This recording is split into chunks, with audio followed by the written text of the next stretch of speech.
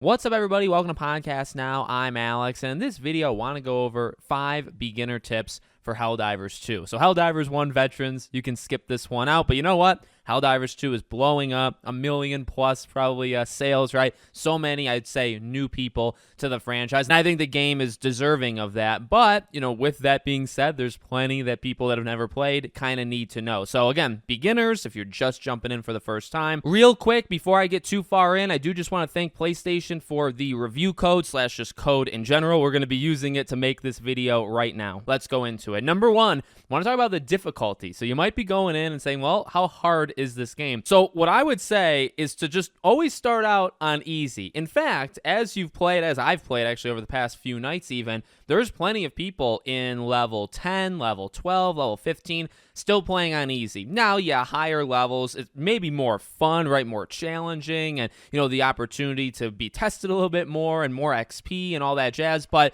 you know, it does jump. And in the first game, there were loads and loads and loads of difficulties. That's really, I think, what gives this game a lot of the replayability, right? There's not too many enemy variants. And although, you know, they're going to add in more classes, a lot of what makes this game special, this game specifically, the terrain, right? Different worlds, so different kind of things going on in the world, and then the difficulty spikes, right? So just know, I guess, where to put yourself, especially early on. I'd say it's okay, you know, to be on the easier difficulties and not stretching yourself out, even if you're rank, again, 10, 12, 14. I saw those people playing easy, no big deal. Number 2 is the importance of playing with others. Now, we're going to talk about when you're actually in the game itself, but you could say, all right, well, I want to play this game, but can I play it alone? Like, do I have to play it with friends? Well, it is a good question. It actually is a little bit more detailed than you think. So you can play alone. You can technically jump into any, you know, planet, any mission, go in, land, and just be by yourself. Now, you can call in those SOS beacons, and that is what basically lights it up online-wise, right, for other players to jump in. And I think that's honestly a pretty cool system, even like lore-wise, right? And they did that with the first game as well. So you can play by yourself. Now, what I would heavily suggest is not doing that, and you will find that out very quickly, especially, you know, like we just said with number 1, the difficulties, they do not like scale to you, right? So if you're playing on easy by yourself versus you playing on easy with more people, you are just making it more challenging on yourself, okay? Now, do you have to talk to people? I'll be honest, so far in my matches played, I have not talked. And I, you know, again, I have a couple tips for actual in matches. I think if you all kind of have a sense of what you're doing, you don't need to talk. I think for the best experience, and especially on the highest difficulties, or like months down the road, right, when everybody is so into it, and, you know, again, we're all playing on the hardest difficulties, let's say, yeah, you should probably talk. But right now, as long as you have a pretty okay grasp of things, I really don't think talking is all that necessary, and that's just for people that are quiet, right? Like, for as much as I talk, I really don't talk online. I prefer not to. So it works for me, but can you play it alone? You technically can, but I would strongly advise you don't do that. Just do like quick play if you don't have, you know, friends online that are playing it, or play with obviously like a friends list kind of thing. Okay, so number 3 is the getting ready for the battle. Okay, so the loadout, and this one's actually pretty simple in terms of what I want to say. So the stratagems is the things that you throw, right, when you're out in the field, in the world, okay? I would honestly say the only thing that you need to do when you're playing, especially early on, is just try to have a little bit of diversity from anybody else in your group. So you'll see everybody's going to have their loadout. Everybody's going to be able to pick, you know, what they want to add to it to be able to throw out, you know, in the field. So I went pretty heavy on like the explosive things, like anything kind of raining down from the sky, okay? I would say you probably want some variety of your own stuff, but to be honest with you, I don't think it's the worst thing in the world if you load up on one specific thing. So you can go to the computer like in the beginning of the ship and you can buy it, use like the resources you get in the map. And early on, you're going to be locked to very few things, right? But there's different categories. There's more like support kind of categories. There's more like aggressive ones, like I said, kind of like missile strikes and stuff. I don't really think, especially early on, it matters what you buy and even what I guess you're bringing in. If you bring in, say, 3 of the same groupings of things, like 3 airstrike type things, I don't think that's a big deal, as long as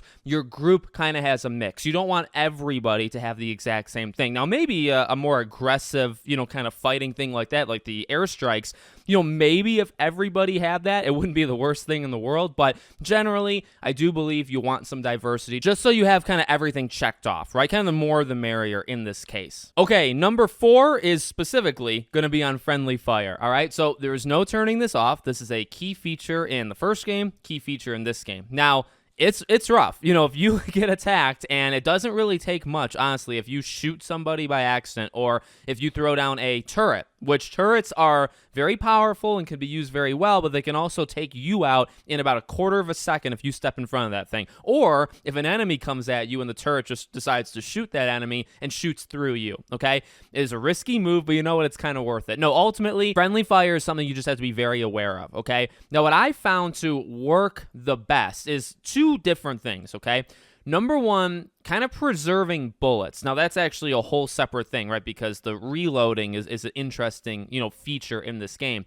But if you're really trying to be conservative with the bullets that you use, and you're not firing like crazy, you can have like spurts of a lot of fire, but, to just do a couple shots, take out the bugs, and move on. If you're doing that, the chances of you hitting somebody, I would say, are less, right? Because you're not just like holding the trigger or holding, whatever button you may have mapped it to. You're not doing that. That is important because somebody might just walk in front of you, right? And you need to be able to stop. You need to stop shooting like on a dime, okay? So that is one thing. Again, friendly fire is not just literal bullets. It's anything. So when you call on those airstrikes or anything related to that, you just have to be aware. If you're the one doing it, you have to know where you're throwing it. If you're somebody else, you don't walk over. It's just a big awareness thing. But I guess the other thing on top of just like, being aware of how much you're shooting is, I would say, forming lines or forming like squares. Really, no, I'm not in the military, so I don't know this, but I assume strategies that you might actually use where you're not standing in front of each other, okay? All jokes aside, if you take like, hey, I'm going to take this top left corner and you take this top right corner, right? And we might stand almost back to back or almost next to each other, but we don't trade. You don't shoot on my side, I don't shoot on your side. And again, I don't actually think you need to talk for this. I really believe in the matches that I've played so far,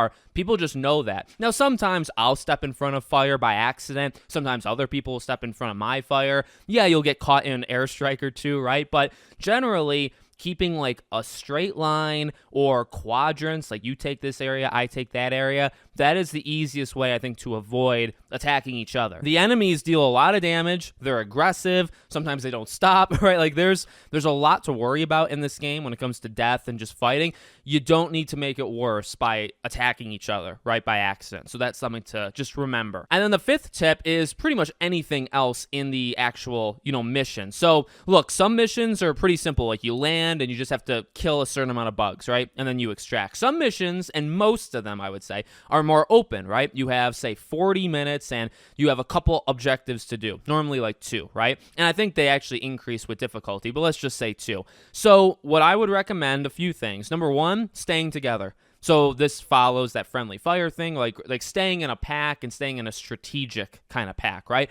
But staying together because, yeah, you can run into bug nests, and on the easier difficulties, it might not be a big deal. But on the harder difficulties, if you get separated and it's you versus like 20 bugs, you got maybe some like elite ones in there or whatever, like you might be killed. And they do give you a lot of resurrections, right? Like coming back down.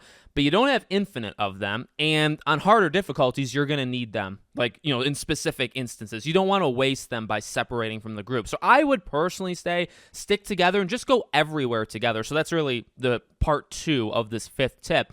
Explore the map. So you have the objectives, but there's other things in the world that'll give you, whether it's resources or like the intel, and these can be used for other things outside, the matches that'll eventually be used again inside the matches. So it's best to try to farm, I guess, resources in that way best you can. Time is important. Like, you do want as much time on the clock as possible. You get rewards for pretty much everything, right? If everybody makes it out alive, if you kind of go out of your way, if you have a lot of time left over, like you kind of rush things, you get more points for that. So, staying together, I mean, maybe you can separate here and there to get more things done, but specifically the missions themselves, I would say stick together, right? Do it all at once and just move from one place to the next to the next. You can mark things so it's easy to kind of know where you're going. Everybody's got their thing on the mini map that you can kind of see which area they're moving to. It's pretty easy, I would say, to stick together. You just kind of have to have almost a designated or undesignated leader and just follow them, right? Everybody kind of stays together. I would say that's the best way of doing it. And I guess the final thing,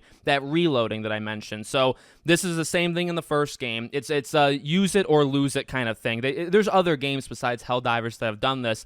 If you have a almost full clip and you reload, you lose the whole thing. So use the entire thing. Like, wait for you to run out and then reload. Now, it is like a little bit more complicated than that if you're in the middle of like a battle, if things are a little bit more high tense. But generally, especially again on the earlier difficulties and especially early on in this game, I would say go through all of your, gunfire, wait till you're out, and then reload. If you do it halfway, you're wasting that. And that could be used to kill, maybe 5 bugs, maybe 7, maybe 2, but you're wasting it. It's just gone. Now you can resupply and maybe get a machine gun or whatever, but same thing for that. Like machine guns, they only have 2 clips in all. And if you reload by accident, then you lost an entire one. And that is a lot of ammo. That is a lot of bugs you could have killed with that. So just be aware of that reload. So let me know what you guys think in the comments. Make sure, as always, you're subscribed to the channel, bell icon turned on, and hope to see you all on the next one.